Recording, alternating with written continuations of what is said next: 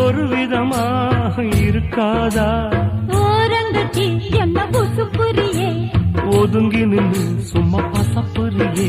என்ன மாலையிட்ட மாமனுக்கு வேலை வெட்டி இதுவா? அதுக்குத்தான் இந்த அவசரம், எதையுமே இப்ப அடக்கணும்.